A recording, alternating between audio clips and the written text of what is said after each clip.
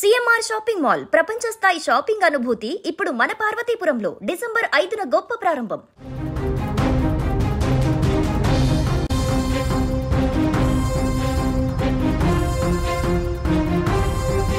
మనిషి చంద్రమండలం మీద కాలు పెట్టినా మన ఆలోచనలు మాత్రం ఇంకా పాతాళంలోనే ఉన్నాయి అనటానికి ఈ ఘటనే రుజువు.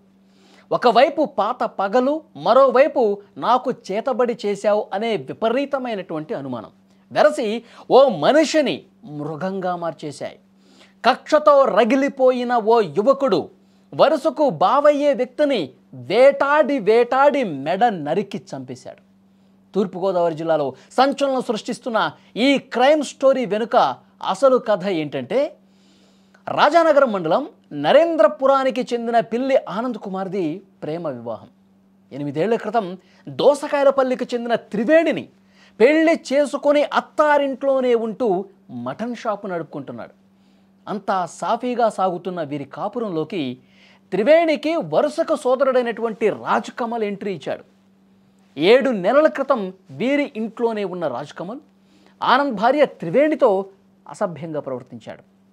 విషయం తెలుసుకున్న ఆనంద్ రాజ్ కమల్ను మందలించి ఇంటి నుంచి గెంటేశాడు. అప్పుడే వారి మధ్య గొడవ జరిగింది. అప్పటి నుంచి ఆనంద్పై రాజ్ కమల్ పగ పెంచుకున్నాడు. ఇంటి నుంచి వెళ్ళాక రాజ్ కమల్ ఆరోగ్యం దెబ్బతింది.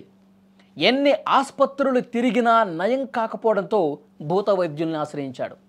నీకు ఎవరో చేతబడి చేశారు అని వాళ్ళు చెప్పడంతో అదే మైండ్లో పెట్టుకున్నాడు. దాని గురించి ఆలోచించసాగాడు. ఖచ్చితంగా తనను వెళ్ళగొట్టినటువంటి ఆనందే ఈ పని చేసుంటాడని చెప్పి రాజ్ కమల్ బలంగా నమ్మాడు. నాకేదో చేతబడి చేసేశారు, నా ఆరోగ్యం అందుకే తగ్గట్లేదు, ఎన్ని మందులు వాడినా తగ్గట్లేదంటే చేతబడి జరిగింది, ఆనందే చేశాడు అని దాని గురించి ఎక్కువగా ఆలోచించసాగాడు. అదే మైండ్లో పెట్టుకొని నా మీద చేతబడి చేసినటువంటి ఆనందని ఏదో ఒకటి చెయ్యాలి, ఈ కక్ష, ఈ పగ పెంచుకున్నాడు. తన పగ తీర్చుకోవటానికి అనకాపల్లిలో ప్రత్యేకంగా ఒక వేట కత్తిని కూడా తయారు చేయించుకున్నాడు. సమయం కోసం వెయిట్ చేశాడు. సమయం కోసం వెయిట్ చేసి మొన్న ఆదివారం రోజు ఉదయం ఆనంద్ మేకను కొనేందుకు వెళ్తుండగా అప్పటికే కాపు కాసుకొని కూర్చున్నాడు రాజ్ కమల్. వెంటనే ఒక్క ఉదుటున కత్తితో దాడికి పాల్పడ్డాడు. భయంతో ఆనంద్ పరుగు పెట్టినా సరే వదల్లా. ఆ వేట కత్తిని పట్టుకొని రాజ్ కమల్ ఆనంద్ వెనకాల అదేవిధంగా పరిగెత్తుకుంటూ వెళ్ళాడు.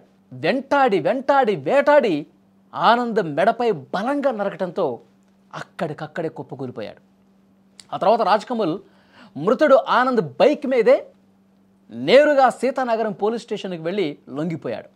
ఆనంద్ని నేనే చంపేశాను, ఆనంద్ని నడ్డి రోడ్డు మీద వెంటాడి ఇదిగో ఈ కత్తితోనే చంపానని చెప్పి అతను డైరెక్ట్గా పోలీసుల దగ్గరికి వెళ్ళి లొంగిపోయాడు.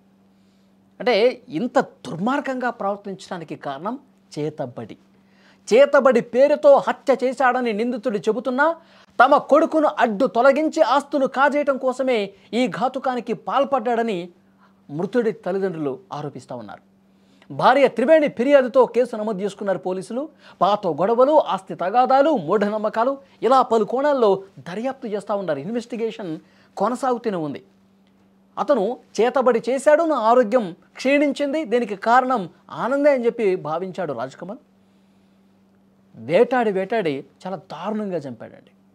అంటే మూఢనమ్మకాలు ఎంత కళ్ళు మూసుకుపోయేలా చేస్తాయన్నది కూడా ఇది ఒక ప్రత్యక్ష నిదర్శనం. అంటే మనిషి ఆలోచన విధానం ఒక సైకోన్ లాగా తయారు చేసాయి, ఒక క్రిమినల్ లాగా అతన్ని తయారు చేశాయి. ఇంకా జనాలు చేతబడిని నమ్ముతూ ఉన్నారు. అతనికి ఏదో అనారోగ్యం అయితే, ఏదో సమస్యతో అతని శరీరంలో మార్పు జరిగి అనారోగ్యానికి గురైతే చేతబడి చేశాడు, ఏదో క్షుద్ర పూజలు చేశాడు, ఇలా ఆలోచించి ఒక మనిషి హత్యకు కారణమైనటువంటి పరిస్థితి ఉంది.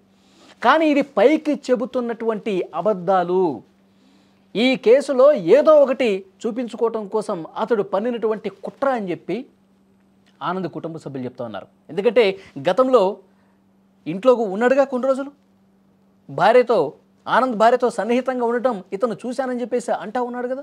అంటే ఇతను అడ్డు తొలగించుకొని మళ్ళీ ఇతను మైండ్లో ఏదైతే ఒక పురుగుందో దాన్ని అమలు చేయటం కోసం ఈ విధంగా ప్రవర్తించాడు.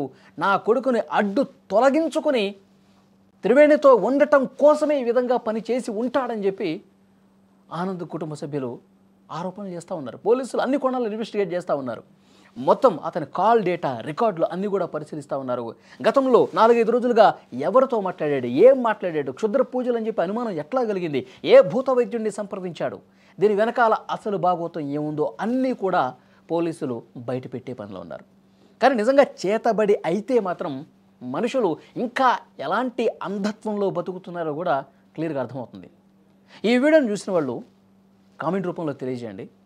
ఆనంద్ని చాలా దారుణంగా రాజ్ కమల్ అనే వ్యక్తి చంపాడు అంటే అతను సైకలాజికల్గా ఏ విధంగా మారిపోయాడు, ఒక క్రిమినల్గా తయారు కావడానికి అతని ఆలోచన విధానం ఏంటి, మీరేమనుకుంటున్నారు? Please comment.